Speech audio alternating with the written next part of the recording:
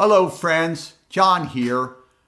I'm making another video on my feral cat in her houses. I just made one, and after it was posted, I got quite a few quick responses, and I got a little worried that it was primarily a joke video. Plus, I wanted to show off my cat sleeping in various places, and I put some humorous things in, but the thought popped in my head, well, maybe some people were tuning in to get some advice. Maybe they're just starting to feed a feral cat and they thought, oh, here's some cat houses. Maybe I can get some info from this guy and useful things about what to get and what to do.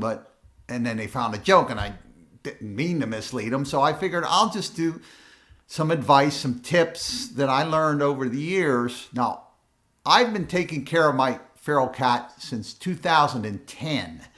So I think the houses have served her well to last that long. That's pretty long for a feral cat to live happily. She's enjoyed the houses. And I think I've learned a few things. So I might be able to give you some advice. Now I'm going to include some clips, and I'll go back and show the houses and talk a little bit about some characteristics and considerations, where to place them, what they might need, and that type of thing. And I put a couple clips together. And one of the clips I said referred to a clip as a video. So I'm going to film another video, but I meant a clip. So you don't have to look at another video. In other words, I misspoke. And after those clips, I'll come back and show you some beds and mats and talk about considerations, what to put inside the shelters and things that I learned over the years. So let's get to the clip. These are my two cat houses, there and there. I'll start with this one. I call this one the winter house. I said the name wrong on the last video, if you happen to watch that. I got it over the internet from a place called Feral Villa. It's all one word. Feralvilla.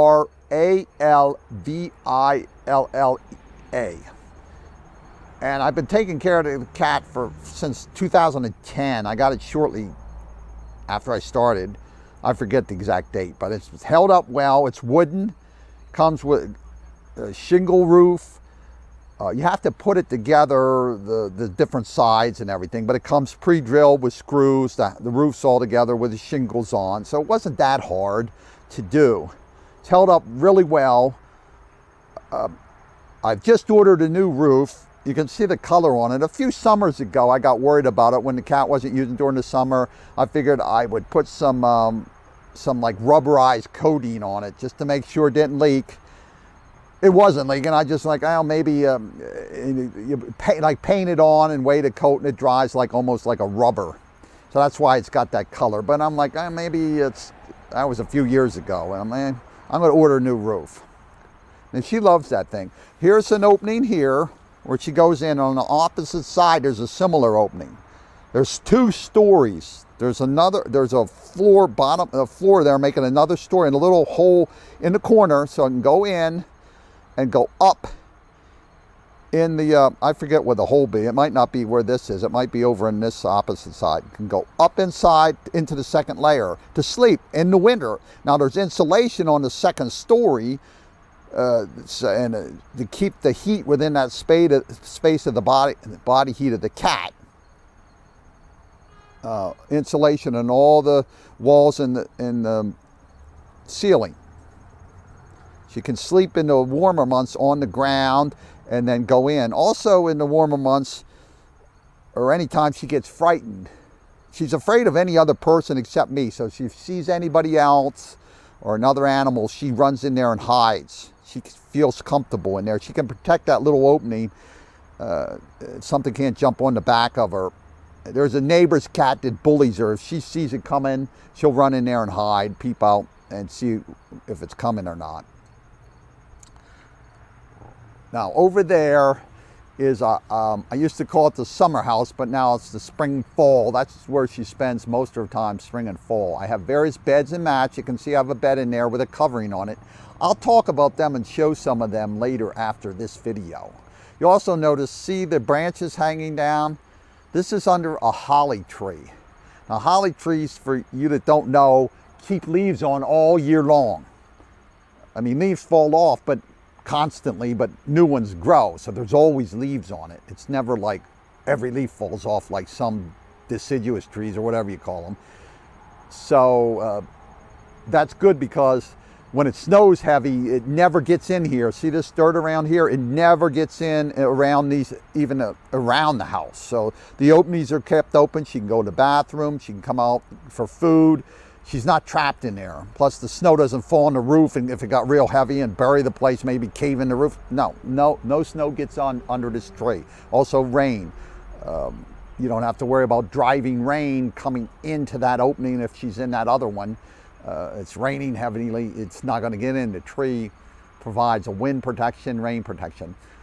The wind seems to blow mostly from that direction, and if there's a snowdrift, it piles up on that branch there. It doesn't even come in, so that actually helps prevent even further from the wind.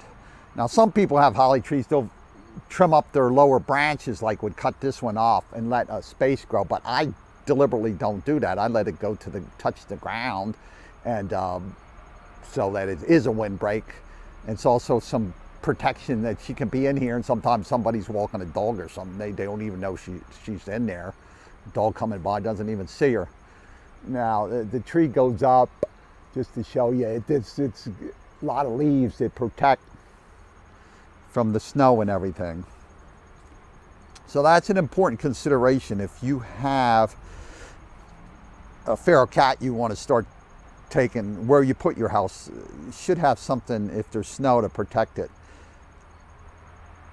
There's a big pine tree in another location. It would be a good spot, but there's a couple reasons I don't put it there. But I'll show you the pine tree if you have something like that too, something that keeps the leaves. If you don't, maybe look around. I don't know if you have a garage with an overhang or something, but the overhangs on my house don't reach out very far. They wouldn't be very good along the side of the house. I mean, I guess do the best you can do with whatever you can do. So I also, with a holly tree, if you have a holly tree, you're probably aware that the leaves are spiny, so they constantly fall. So I do rake and make a path where she can walk on, and also some dirt she can sleep on. When it's hot, it provides shade, and the dirt seems to be cooler than the so-called summer house. Even if I don't put a mat in there, she might lay on the dirt or sometimes on top of the roof. And again, she feels comfortable. If something comes, she can run inside and hide. So she feels safe outside of the place. And that house has really been good. I forget how much it cost when I got it. I don't know what they charge now. I sent for the roof, and it was reasonable. The shipping actually cost more than the roof did. And it's heavy, so I don't blame them for that. I mean, it's a heavy, thick, sturdy roof, so of course it's going to cost, it's not going to be cheap to mail it. I mean, it's not going to be $1 doing them like a postage or something. It's a heavy duty thing. You want it to be sturdy. After all, the cat sleeps on it. And okay, I forgot to mention about that. This is a thick plastic, and I have a thinner plastic one that's in my back holly that's a little bit away from here that my neighbor gave me originally. It was the only one, but it's thin. Also, it doesn't have that like hallway that offers some wind protection, like an igloo that has that part that sticks out. It offers some wind protection from the side. If you're way back in the round part, it blocks some of the wind. It has to virtually come in straight in. Can't come from the side, but the octagonal one, I'll show you when I go to that holly tree, that it can actually blow in from the side and get into the, so it's not as good from that aspect. I keep it in case it's raining or something. She's near that tree, she can go in, but she doesn't go in it very often, not really. But I'm really happy with this one. It's a really heavy duty plastic. And this is the original house I had for my feral cat. My neighbor gave it to me. It's a thinner plastic than the one I have under the other tree. And she barely uses this anymore. I still kept it and give her another option if she's over here or near this. This is a holly tree also, gives it protection from the elements. Now it's not as thick as the other holly tree. I think the soil's not as good here, but it does provide protection from the snow and rain. You can see the opening. It doesn't have like a hallway entrance kind of thing, so the wind can blow in from different direction. I sort of placed it towards the trunk, that'll give it some protection if it blows from that direction. But like I said, she very rarely goes in there. Now this is a big pine tree. It's actually in my neighbor's yard, but it'd be an excellent place if you have such a tree to place your cat house under it. It stays on all the year, the little leaves, and it stays dry under there. There's dirt the cat could lay in. Now, I don't put it under this tree for two reasons. One, it wasn't this big hanging into my yard 10 years ago. And two, see that fence there? They have a dog, so sometimes my cat likes to lay in the dirt and be near the house. She could go in if she wants protection, or lay on top of the house. She wants shade and everything, but the dog might come and bark at her and disturb her, so that's two reasons. But if you have such a tree, it would be an excellent location. The snow and all doesn't get under here at all, and the branches hang real low to the ground, so it would be a great windbreak. It's a huge tree that goes way up, and the rain and snow really doesn't get down in there, but just a suggestion. All right, we're back. I'd like to start off by talking about what I call the summer house or fall spring house. Originally, I bought a mat with the warmer weather. I figured the bottom of that is a hard plastic to give her a little bit of comfort. There's a little bit of padding on that, not real thick, but it's important anything you use be waterproof. You don't want anything absorbent that's going to sop in water and just soak in the water, even if it's inside the shelter. If a cat's sopping wet, get caught in the rain or snow, whatever, you don't want it to absorb water and it's going to be water soaked, soggy. It's going to mess with the insulation abilities. It's going to go mold. So this is waterproof and all, but I didn't think in warmer weather it doesn't like it because it makes it hotter. So in the summer, when it's warm, it actually prefers to lay on the hard ground or the hard plastic. So only when it's slightly cool and it offers just a little bit of insulation where lay on this. So sometimes I just use it underneath the bedding when it's colder, just as an extra layer. But for the most part, in the hot weather, it doesn't want to lay on something that's going to be increasing its body heat. Now, when it gets cooler, I got two of these. They're made from Kong. The bottom and the sides are waterproof, and in the middle, it's like a fake fur. It's not really fur, but it's pretty soft and comfortable, and it's, I don't know, 3-4 inches inside. I mean, it has some insulation. So I don't know what temperatures to call it, but cool, where the nights get cool, it's warm, a little bit warm in the day, or even cool in the day. It likes this. And I have two. You can put this in the washing machine, so I could take one out, as this part isn't waterproof and all. Might get dirty with the cat laying in it, and you can take it out when the cat's out eating or wherever and wash it and put the other one in. And they hold up real well. It washes well. And you got to make sure it's really dry when it's done. Tumble dry, very low heat. Dry completely before using. Machine wash separately, mild detergent, no bleach. So it's worked well because I've washed them, and like I said, I alternate them. Now, when it gets really, really cold, I've had a number of beds here with a high side and deep inside. Now, again, this will sop up the water. So what I did was I found it either Petco or PetSmart. I don't know which one. This was years ago. It's intended for old dogs that wet the bed. It's like a plastic with a zipper on it. And you open it up and put the bed inside. And the plastic's waterproof. The water won't go through it. And then I got a cover like cotton polyester. I don't know what it was. Polyester, I guess, not cotton, but that went over it. Now that can absorb water, but you can take it off and wash it. It's not very thick, so it's not going to hold a lot of water. It's not going to get water logged or whatever. But you can take it off and wash that and cover over, and the cat's not laying directly in the plastic. I don't think she minded the plastic anyway, but so that's what's out there now, a different bed because it got real cold, but now it's warmed up somewhat. So when it warms up too much, she actually sleeps in the wooden house below in the day. It's not that cold, but it gotten really, really cold some nights, and she was in there. Even some cold days, she was in there. But this works great. I've had it for years, and it looks like it's brand new. And like I said, I have several I can alternate, but it doesn't get dirty or anything because it's inside the plastic. It doesn't get wet, doesn't get dirty. It looks brand new. It's deep where she can get down. Or some days I think, well, she's gone in the wooden house, but she's actually in this, and she's cuddled down so deep you can't see her. Now, another thing that I got when it got really frigid cold is it's called an emergency blanket.